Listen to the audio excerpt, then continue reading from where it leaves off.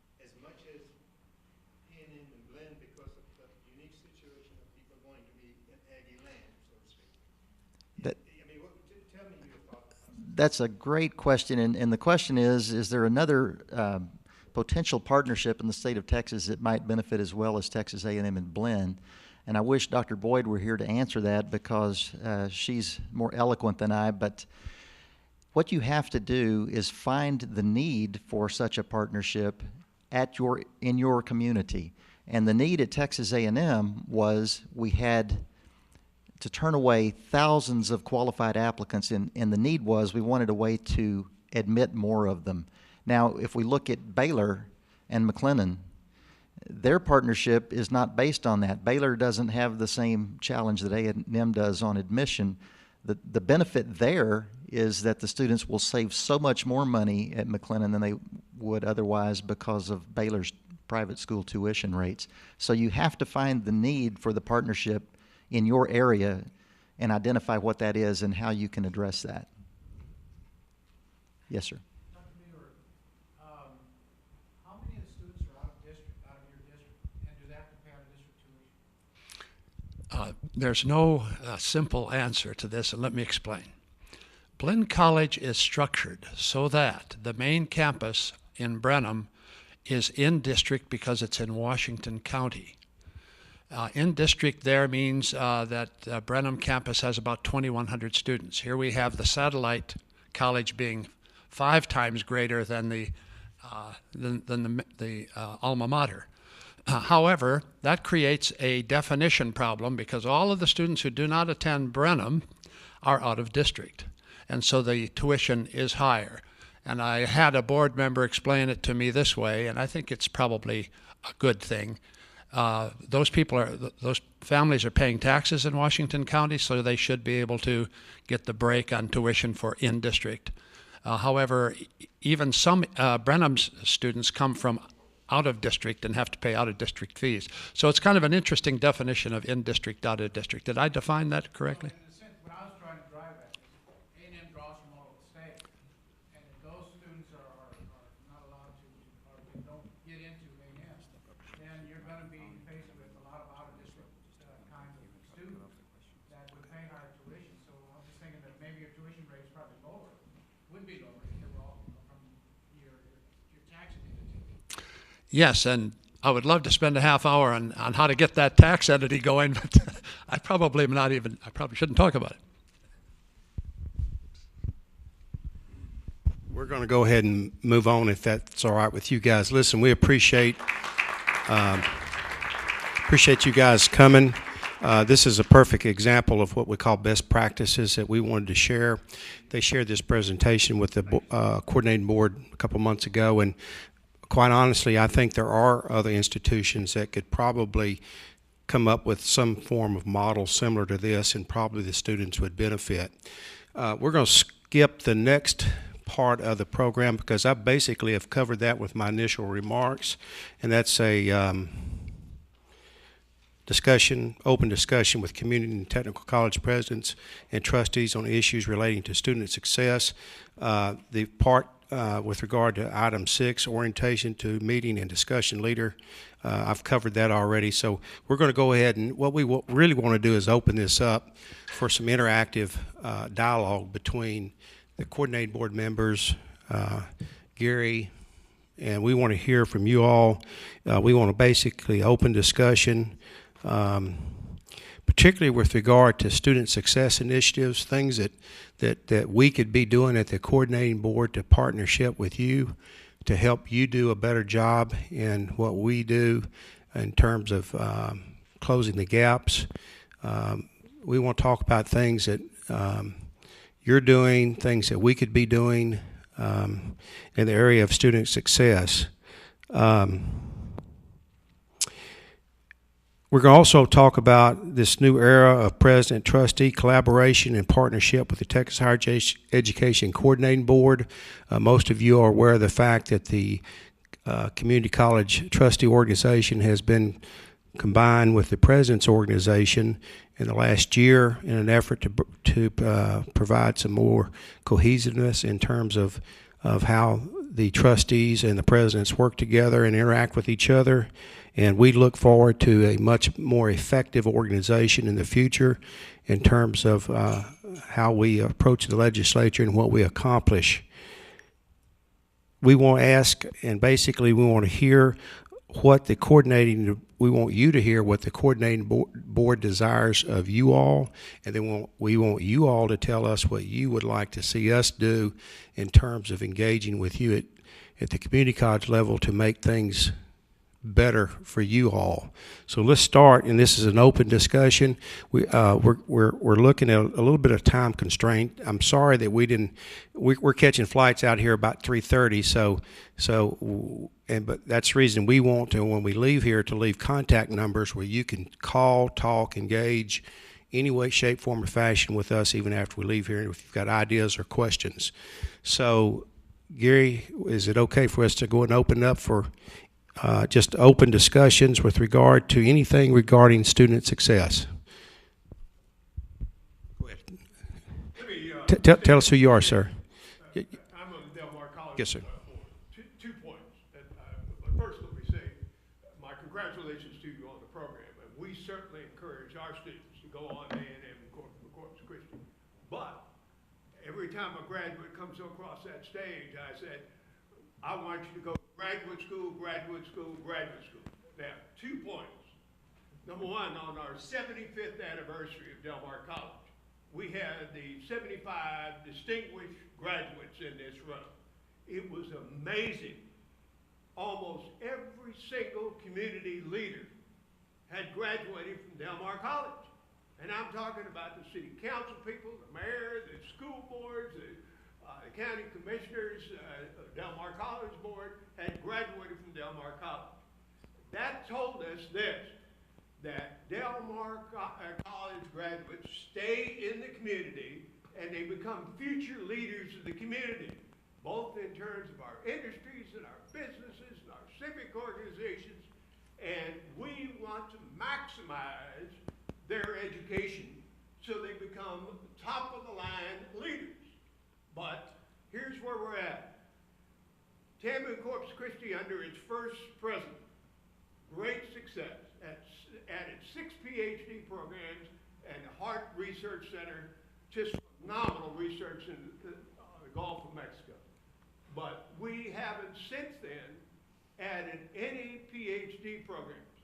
We've added 1 professional program, an engineering program that was community driven and community financed. Now that raises the second point. We met, our president, our board chair, and I met with your board chair, who's from Corpus Christi. And he was very candid with us. If you want those additional PhD programs and professional programs for your graduates, you've got to come up with the financing here locally, okay? All right, so that raises the question, all right, which PhD programs do we go after? And the answer is, we have to know from the coordinating board. We have to know from the coordinating board which of our TAMU Corpus Christi master's programs are quality programs that deserve to be raised to PhD level. Now, I sent a letter on August 1st to your chairman and to the commission and said, please investigate all the master's programs at A&MCC and let us in the community, led by all of our business associations, know which PhD programs to go after, because if we arrange for the finance and then we go to the coordinating board, it turns out the master's program's not ready to be elevated, you can see the difficulty. We have to know the master's programs are ready to be elevated, and it is your staff that has to let us know, okay? We will follow up on this. It's a very reasonable request. One more comment. Read through this letter, and when you get home, analyze it. Any suggestions, please send me an email, because we want to move forward to achievement, get it solved. Okay? I think that's a good request, and we're going to make note of that, and I assure you that that'll be brought forward to the proper staff people, and we'll get back with you. The first thing I want to say to that is, and I'm not necessarily the person to necessarily completely know, but right off the top of my head, I'd say that Texas A&M Corpus would need to do a needs assessment and show a need for that PhD program first in this area, and then look within their own institution as to what strengths that they have and what uniqueness they have within their own programs, and that would perhaps be a starting place. But this will be taken back with us. That's the reason we're here, to take back things in terms of what you're concerned about. Just for your knowledge, I would add, my good friend John Sharp came down here 3 times last year, and we tried to arrange meetings between he and the department chairs at A&M CC to answer the questions that we need. And I don't know what the problem was, but they would never meet with John Sharp. So now we have to come to you all and ask for the staff, which has to make the decision. Which are the programs that we could go after to elevate the PhD level? We will certainly go and follow up with David Gardner. He will have all the information, all the data. It's our graduates that are going into those programs. Now you see why we're so interested. I can. You deserve an answer. You deserve some kind of feedback, and you'll get that. We have all From our board. We have all kind of data, and we can respond, and we can get back to you within a week. Can we, Gary? Okay. I'll follow up tomorrow, and I'll try to start getting a status. I don't know if we can give you. We appreciate you telling us about this. We'll get a communication going. Yeah, we'll do that. Okay, thanks. Okay, we need more information. We need more things that we can take back, and more concerns, and more things ideas that you can share with us that we can help you guys with. We want to know specifically. We're looking for what we call action items. We want to know what specifically within community colleges that we can begin to move and begin to assemble a list of things that we call actionable items that we can work on collectively, not just the coordinating board, but collectively with trustees, administration, and the coordinating board that are important to community colleges in this state. Because ultimately what we intend to do within the next couple of months is bring forth a report to the coordinating board, and our intent is to list certain things that we think that we've heard repeatedly over the last 12 to 15 months across the state, common denominators that seem to be concerns on the part of a lot of institutions that we can list and maybe prioritized in terms of what's the most important. And we realize there's going to be some regional differences between institutions, but we're looking for things that you think are important. And one of the things that I've heard over and over and over is the labeling of courses.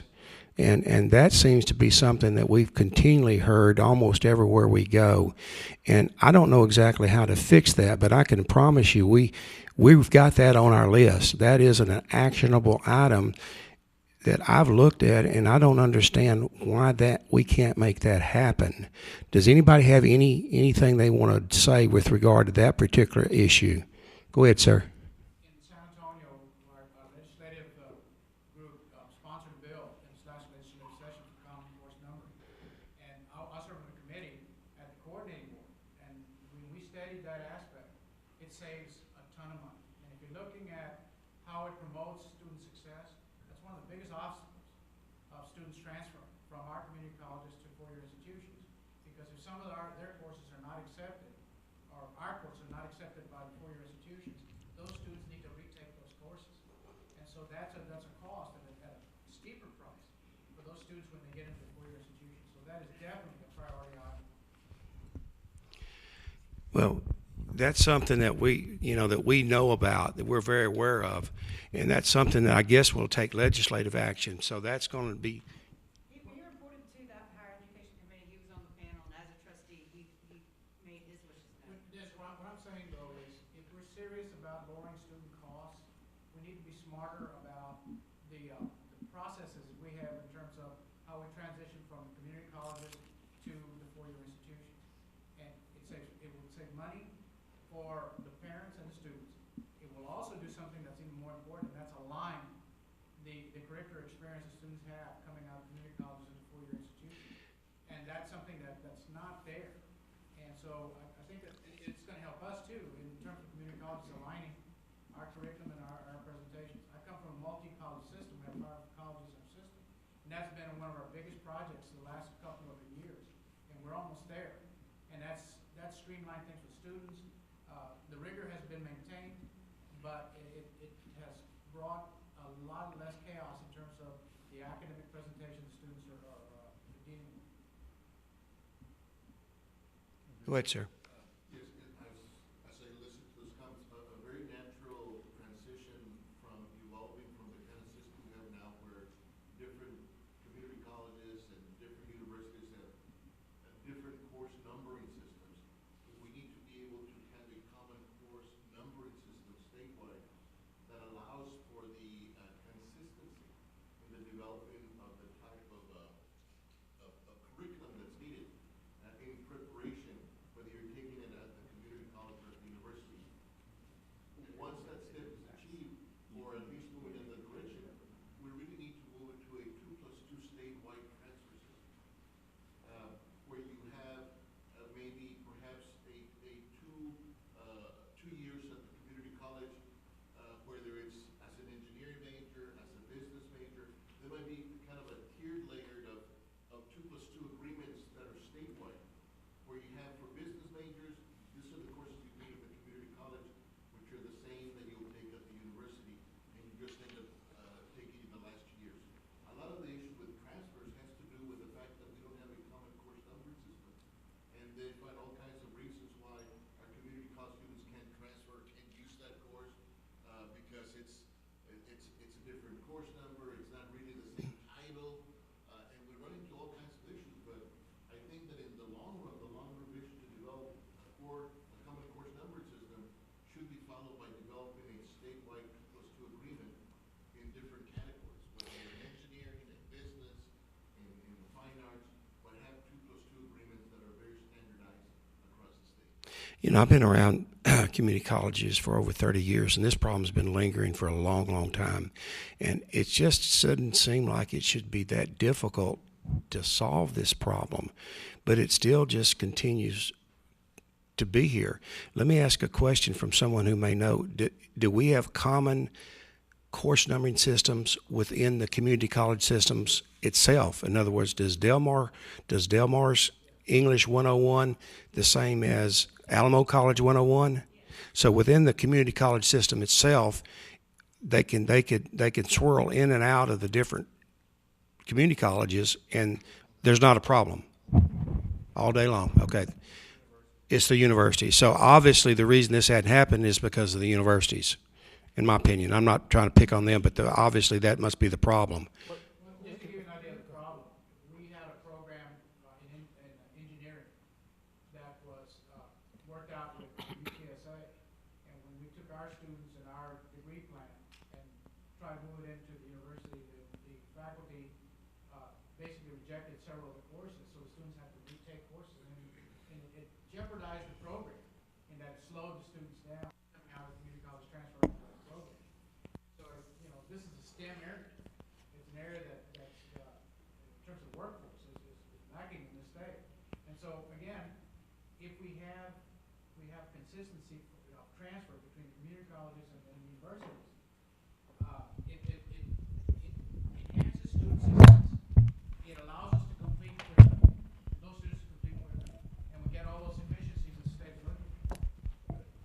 Let me be frank about this thing, okay? I think we are on the same page as you all are, okay? The problem here is UT Austin and College Station has strong enough lobby at the Capitol that they're not going to let this happen, okay? We got another, the bill was there, didn't go through it. It may be tried again in 2 years. It may happen in 2 years, maybe 4 years, maybe 10 years. So in the meantime, I think we ought to be doing is have one-on-one articulation agreement with the different institution, just like Glenn and A&M has it.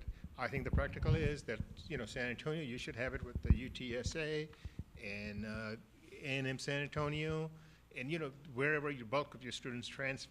I think that's the only practical way right now till we can overcome their lobbying someday.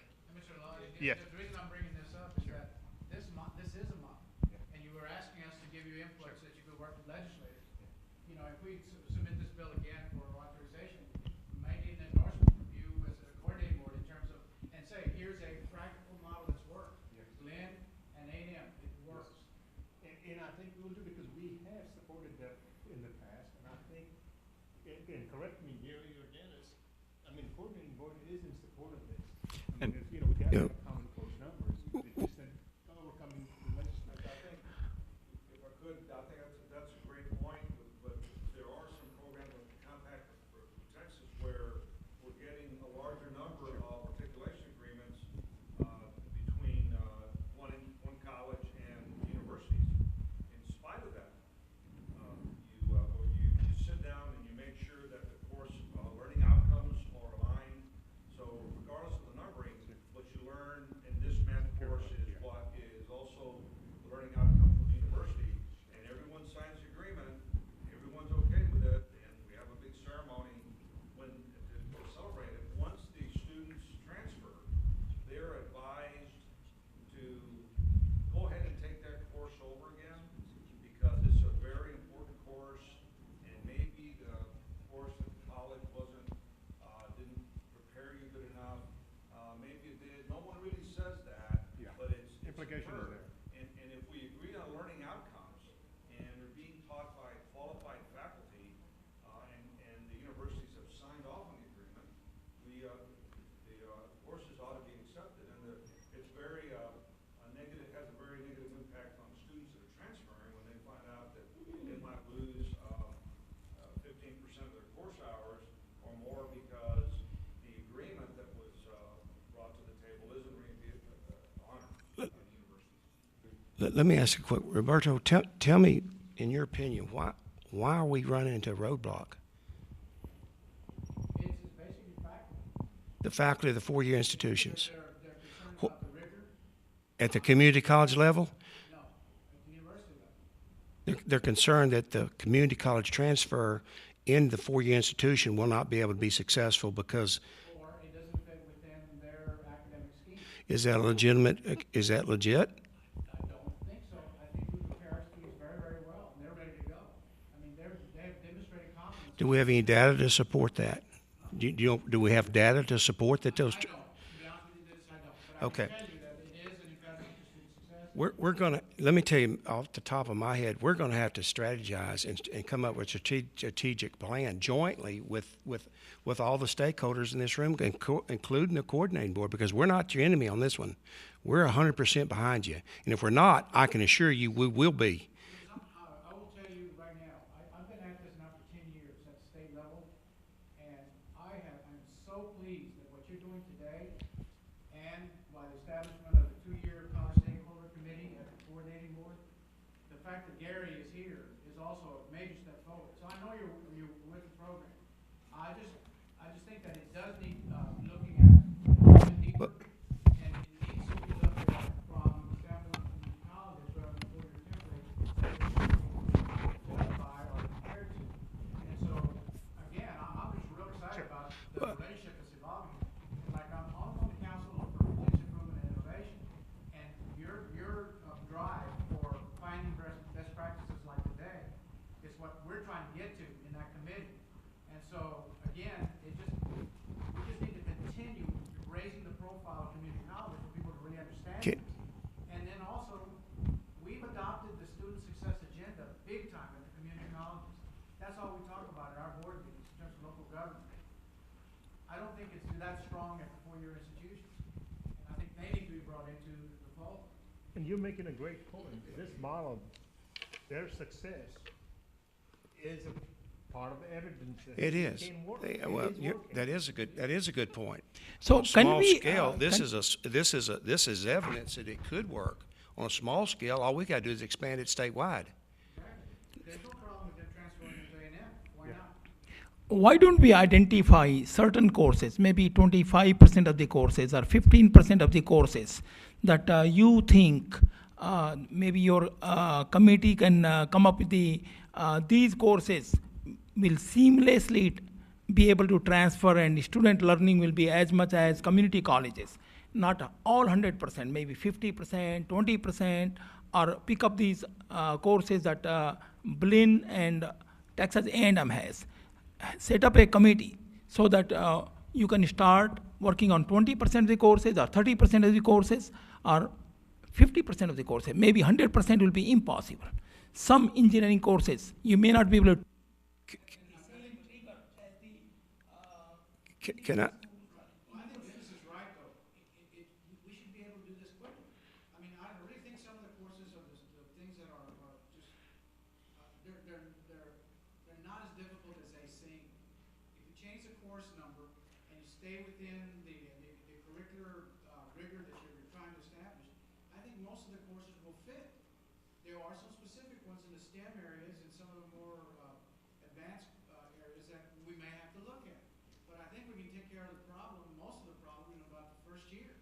But nobody wants to bite the bullet. Well, let me. And again, we do have a model. This is a great model. But I think Durga's point is, he's suggesting, let's get somehow them to go, and then we can explain that. 30% going, 50% going, and then slowly. We've done some work, the tuning project, and I think you alluded The to tuning project. the voluntary compact. And of course, the issue, if I'm understanding you correctly, is even though all that work has been done, perhaps it needs to be updated in an ongoing process. But when you get to an individual faculty member that's saying, no, this course, that's, I mean, short of president to president or some other level of implementing that, it's challenging, and perhaps it's even an advising issue of saying, don't go to that school. This school works well, this school doesn't work well. And I think we as the community colleges, that we move forward in these initiatives in the ACGM, and I think part of this is ownership on the community college. Don't throw anything at me. We have a 42-hour core curriculum, right? And I know there's multiple courses in the core, but in the ACGM, in a course guide manual, the courses that are supposed to transfer, there's over 1,000 courses. Those two don't equate. I think the best thing the community colleges can do is, as we implement common courses around the state, and we start turning out a lot of students that look just like this, somebody's going to jump on board and say, this is what we need. And when we were talking a couple of weeks ago, there's issues within districts of this campus offers this course and this campus offers that course. And so that's part of the issue. That's one of the universities push back. I'm not defending the universities at all, but I think we have to work together so that we have as much commonality as we can, and then we can push back on those institutions. But the tuning project, the field of studies, and I don't know if we can get letters to individual institutions, but we can certainly have this as a conversation. Here's what I'm thinking, and is that we want to go back and, like I said, we're going to compile a report, and I can assure you this is going to be very, very, very high on our list of priorities.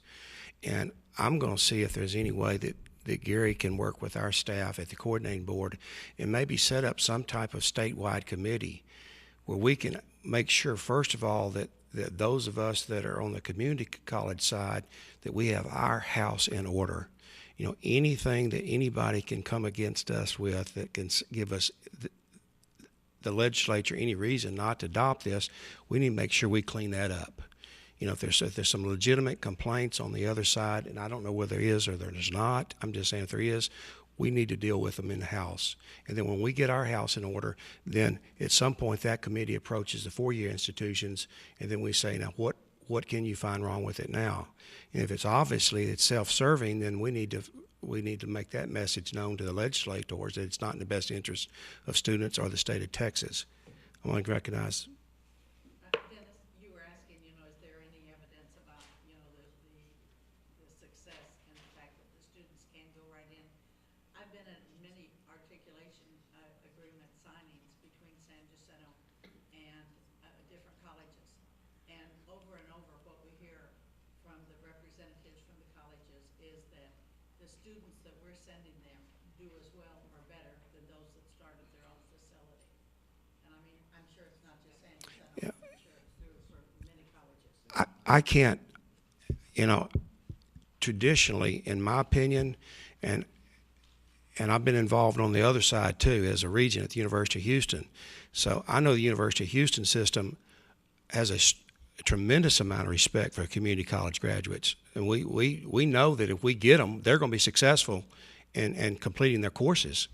And so I can't imagine why the individual institutions would be objecting to this unless it's individual faculties that's trying to circle the wagons around their own individual courses and know that the community colleges may be able to more cost effectively and more efficiently provide those services. And that's not, that dog ain't gonna hunt. At some point, we're gonna fix that. Now, I'm gonna close this part of it real quick, and we're gonna move on to something else. So, I would like to come up with an actionable item, and this is one of them. And I'm gonna ask that the stakeholders that have an interest in this, Gary. We're passing out paper. Is this working? We're passing out paper because if we adjourn at 2, we're probably not gonna get to all the conversation. Welcome your feedback, comments, questions, whatever. And I will pick those up after the meeting adjourns. So write to your heart's content and Yep. You write down any questions, comments, inputs, and please call Gary because we need your input. And I'm gonna, Gary, the coordinating board's a stakeholder, the trustees are stakeholders, and the administration stakeholders. Are there any other groups that, on the community college sides do we need to get together to make sure we're all together on this issue? Can probably no. I think TWC is closely related to the Texas Workforce Commission, but in a course-specific conversation, I'm not real sure if TWC would be part of that conversation. I don't think so. Is it unreasonable for us to suggest that we may have a committee set up? And I'm not sure I have the authority to set that committee up, but we can certainly talk about it. Because some type of working committee where we can begin to strategize ahead of time and be prepared 2 years from now to take this legislature and give Roberto some backup and some support, and we can begin to try to work with the four-year institutions so we can walk in with hopefully holding their hand on this issue where we don't have to fight them, at least make a good faith effort to try to negotiate a workable agreement. Marie's committee. I was going to say that's one of the things that we've talked about as one of our top priorities. I mentioned that to you, this morning, and I think that and also the course study numbering, which they kind of go hand in hand in a way. Marie, do you feel like your committee is balanced enough and you got enough stakeholder input with that committee to handle that assignment? Or Gary's representing the coordinating board. Does anybody else feel like we need any more? Is that, we're not making a decision here, but apparently we've got a mechanism in place to begin to work on this. And we also have the undergraduate course guide committee that brings together community college faculty and university faculty. Okay. Yeah. Yeah, I want to make sure. That's my thought. I don't think we need any more. What I want to make sure, though, is that, first of all, we got the committees. Good. We marked that off the list. But now we need to make sure that everybody's engaging. We need to make sure that the community college side is engaging with the four-year institution side at some point between now and the legislative session next time, and make sure that we work out and hammer out as many of these differences before the fact and not after the fact. Because legislature doesn't like for us to come to them without. Gary and the co-board, I think, will be, that part of it. But I think, we'll make sure TAC's on board, CAT's on board. And what our committee is going to do, is we're going to work real hard to raise this to a high level of priority on the part of the coordinating board. Now, I can't speak for the entire coordinating board. You two guys disagree with me on that? Okay. All right. You got 3 out of the 9 of us that are making a commitment to make this a high level priority today. And if it's a top priority of the 2-year organization, I think that should help bring along the other 6. So we got 2 of the 3 stakeholders already hand in hand. That's the hopefully coordinating board in community colleges. Now, what we need to do is and appropriately at some point engage the four-year institutions before the legislative session, so when Roberto goes before them next time, it's going to be a slam dunk. Okay, now let's move along to any other actionable items that now, and I'm going to mention one. About 10 or 12 minutes. 10 or 12 minutes. Nursing, ADN nursing to RN, BSN nursing is coming up in some of the meetings we're at. Do y'all in this area see any, is that an actionable item as far as y'all are concerned? No. In Dallas-Fort Worth it is, but like I told you, there's going to be some regional differences. But there is some interest on the part of some of our sister institutions to elevate the ADN program to a BSN program at the community college level. Is there any and the reason I've been told is that the government, the federal government, I don't know whether it's true or not, but the federal government is tending to reimburse the hospitals at a higher rate if they have BSN nurses as opposed to ADN nurses. I don't know whether that's true or not. Honestly, we're educating RNs more cost effectively now at the community college level than they are at the four-year institutions, and I don't know whether that's a ploy on the four-year institutions to try to. I can tell you because I've testified before the State Board of Nursing Examiners twice, and I'm going to pick on them for a second. The State Board of Nursing Examiners, in my opinion, have overstepped their legislative mandate because they have imposed so many requirements on their programs that it's a very high program to implement and maintain because, number one, the 10-to-1 ratio between faculty and students. And so the State Board of Nursing Examiners, this is just purely Dennis Golden speaking. I'm not speaking on behalf of the coordinating board. Want to make it so expensive that a lot of community colleges, particularly the smaller ones, can't afford the programs. So I'm very cautious and careful about making a blank statement that the coordinating board will support this carte blanche. And if they do go forward with it, you know, I don't know whether it's going to end up being the beginning of the end of the ADN programs at the community college level for the smaller institutions. That's what I have concern about. And these RNs that are coming out of the ADN programs in a lot of instances are performing above or better than the BSN nurses, and they're going to have to give me a little bit more of an excuse than what I've heard so far for me to jump on board. Now, I'm still open-minded about it. We have a few more minutes. I want to ask any of my fellow board members for any comments. Anything else? Let me raise one topic. Pell Grants for graduate students. At Delmar College, 50% of our students go to school on Pell Grants. If we encourage them to go on to graduate school, there's no Pell Grant for graduate school. Then we're running into the problem, Mother Nature. They get married and have children, and all of a sudden they're swamped. And the point that I'm making is that as a coordinating board, you all need to do some analysis of that problem because your influence on members in the House and the Senate is very important. Thank you. Do we have any influence? Well, we're not sure just how much influence we have, quite honestly. And that's a whole different story, and please don't get me off on that right now because I'll never get out of here because, you know, we did try at the coordinating board level to consolidate or close over 650 low-producing programs at senior institutions, and in case y'all hadn't heard, we no longer have that authority. So anytime someone starts complaining about the cost of higher education, don't blame it on us. Talk to your legislators. They're the ones that took that authority away from us. And let me go on to say this. We no longer have the authority to control the Taj Mahals that are being built on four-year institution campuses. I'm talking about these large rock climbing walls that have little or nothing to do with education because we're engaged in an arms race between four-year institutions to see who can outdo each other. And this is not the coordinating board talking. This is simply me. But you could certainly help me if you believe the way I do in talking to your legislators, and I do think it would benefit community colleges because remember what I told you? We're all slopping at the same trough. And if they continue to waste and squander the dollars that I perceive that they're doing at our four-year institutions, that's less money for us. we're getting penalized because we're being cost effective and efficient, and they're getting rewarded because they're being less cost efficient and less efficient.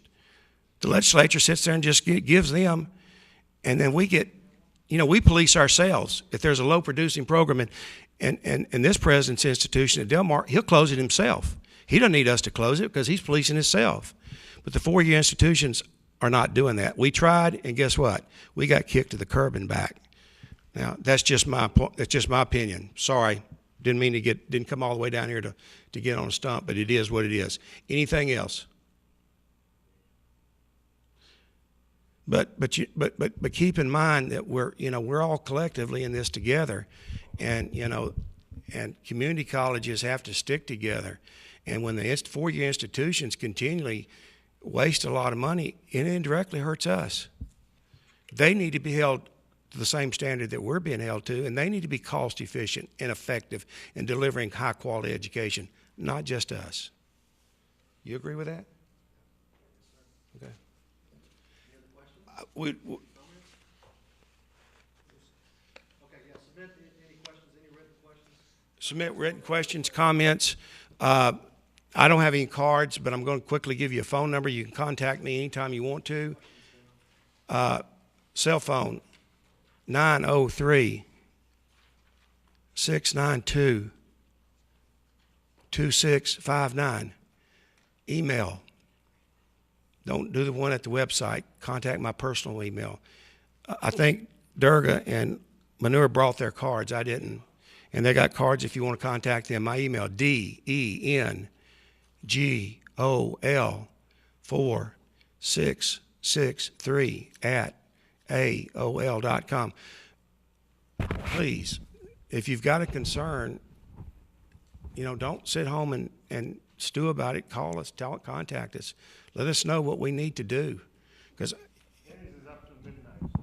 yeah, really, he's pretty much dry. I mean,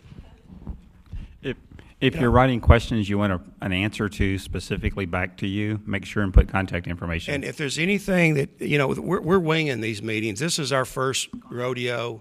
We've crossed the state, and we're trying to get better, more effective. We're going to continue to do this. I think we need to start a little early in the morning because I don't like to be rushed.